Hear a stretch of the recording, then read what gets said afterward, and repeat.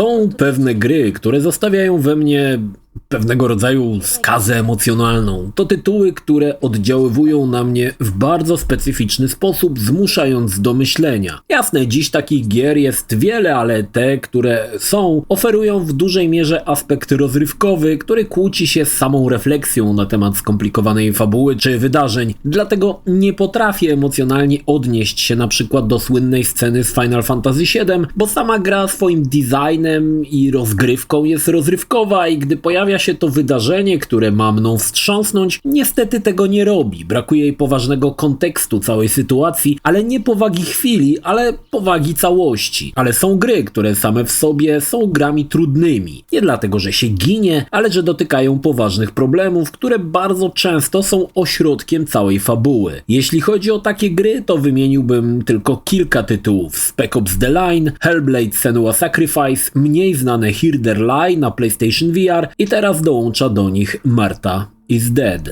Ten dość długi wstęp ma wyjaśnić, że gry to nie tylko relaksująca rozgrywka, ale też i takie, które potrafią wbić nóż w twoją psychikę i kilka razy nim przekręcić. Martha is Dead prezentuje bardzo ciekawy koncept fabularny i właśnie teraz jest to tytuł, który powinien być nam bardzo bliski. Jest rok 1944, Toskania. To niespokojny czas i miejsce. W lipcu oddziały amerykańskie zaczęły zaciekłe walki na tym terenie, powoli odbijając miasteczka i wsie spod niemieckiej okupacji. Włosi prowadzą też walkę partyzancką, zadając skuteczne i bolesne ciosy. W takim miejscu poznajemy dwie siostry, Julia i Marta. Obie są córkami niemieckiego generała i zamieszkują w niewielkiej willi w otoczeniu lasów i pięknych widoków. Podczas jednej nocy Julia wybiera się nad jezioro, aby zebrać aparaty fotograficzne i znajduje swoją siostrę martwą. Jako że były one nie do rozróżnienia, a matka widocznie bardziej kochała Martę, Julia postanawia przejąć jej tożsamość, tym samym fingując swoją śmierć. Jednak jest świadoma, że śmierć Marty nie była przypadkiem, co potwierdzają odnajdywane ślady. Dodatkowo gdzieś w tle krąży legenda o białej damie zamieszkującej w jeziorze i polującej na samotne kobiety. Julia, tym razem już jako Marta, postanawia rozwikłać historię tragicznej śmierci siostry. Historia to mocarny punkt gry, jest to w zasadzie świetny scenariusz na film. Gra ma pewne problemy z określeniem, czym tak naprawdę jest. Myślę, że najbliżej jej grze przygodowej. Nie jest to jednak typowa przygodówka. Julia korzysta owszem z przedmiotów, ale są to rzeczy sporadyczne. W większości czasu powoli łączymy fakty, które powodują, że powstaje więcej pytań niż odpowiedzi. W tle wisi widmo nieuchronnie zbliżającego się koszmaru wojny i Julia, żyjąc w bezpiecznej, zdawałoby się, enklawie, powoli także zaczyna ich doświadczać. Twórcy doskonale uchwycili tą naiwność i pewnego rodzaju niewinność nastolatki, dla której wojna to z początku jedynie tekst w nagłówku gazety, ale z czasem zagrożenie staje się coraz bardziej realne, zakłócając naturalny porządek jej świata. Historia oferuje kilka ciekawych wątków, jak i zadań opcjonalnych. Czy zdradzimy ojca niemieckiego generała i pomożemy ruchowi oporu, czy lepiej pozostać wierną swojej rodzinie? To dość ciekawe i niejednoznaczne odpowiedzi, choć z punktu widzenia mojego, jako Polaka, szkodzenie nazistom jest jak najbardziej oczywiste i wskazane, jednak jest tutaj ciekawy kontekst całej historii z punktu widzenia Włoch, która w czasie niemieckiej okupacji sympatyzowała z Niemcami za czasów władzy Mussoliniego, a po odsunięciu go od władzy nastąpił zwrot przeciw faszystom, więc nagle wybór wcale nie jest taki oczywisty. Oprócz zadań Marta może robić zdjęcia. To fajny patent, który ciekawie kontrastuje z wydarzeniami w grze. Twórcy wprowadzili dość zaawansowany tryb foto. Aparat może mieć różne soczewki, można ustawić zbliżenie, ostrość, jednak na tym nie koniec. Po zrobieniu zdjęcia trzeba będzie je samodzielnie wywołać. Choć tutaj w dużej mierze jest to zautomatyzowane, to i tak robienie fotek jest pokazane z wieloma szczegółami. Gra podpowiada nam, gdzie jest coś ciekawego ukryte, co możemy zatrzymać na kliszy, ale i możemy też robić zdjęcia dowolnym obiektom, jeśli chcemy. Martha is Dead nie odcina się od brutalnych scen, takie, które osoby o słabych nerwach mogą pominąć. Nie jest też prawdą, że wersja na PlayStation 5, w którą grałem, jest ocenzurowana. Scena ze skalpowaniem skóry twarzy jest obecna, choć nie jest interaktywna. Również inna z dość szokującym bezczeszczeniem zwłok została pokazana, ale nie ma w tym naszej ingerencji. Jednak te sceny nie mają na celu tanio szokować gracza, mają one wydźwięk dużo głębszy. Sceny mają za zadanie wytrącić gracza z beztroski i sielskiego klimatu Toskanii. Choć epatują on niespotykaną brutalnością, w mojej opinii były konieczne do głębszego wgryzienia się w historię. Choć Marta is Dead pod kątem fabularnym jest majstersztykiem, to niestety techniczna strona gry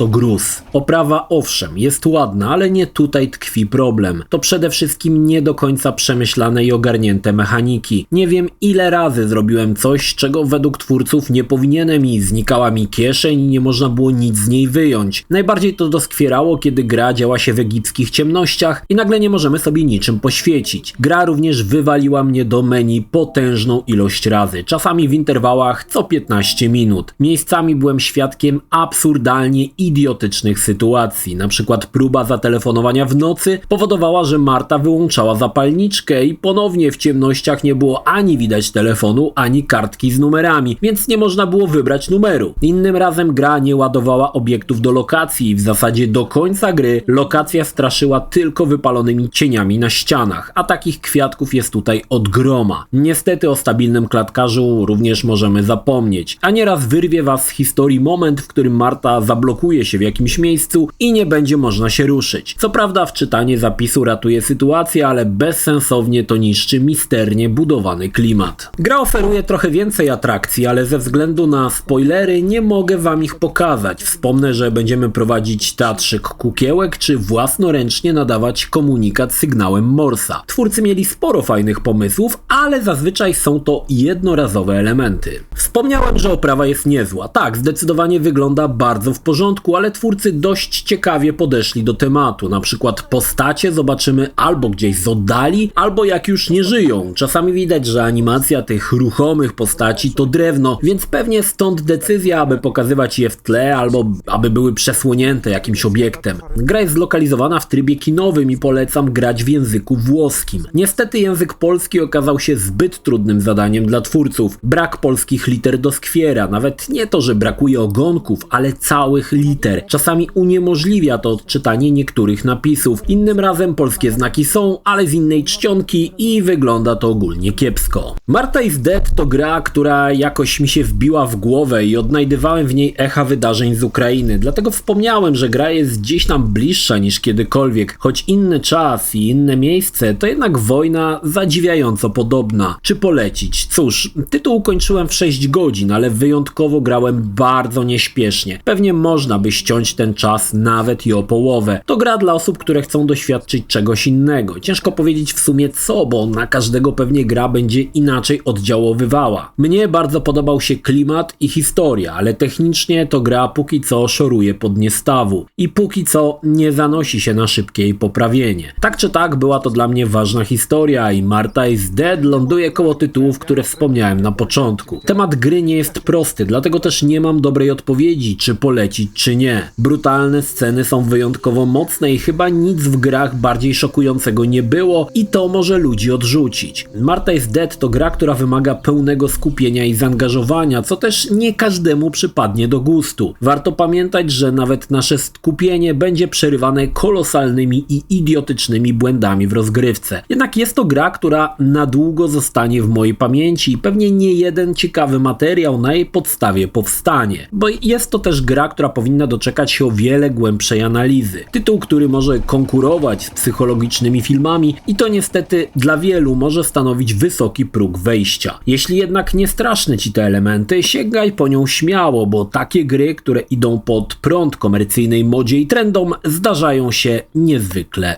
rzadko.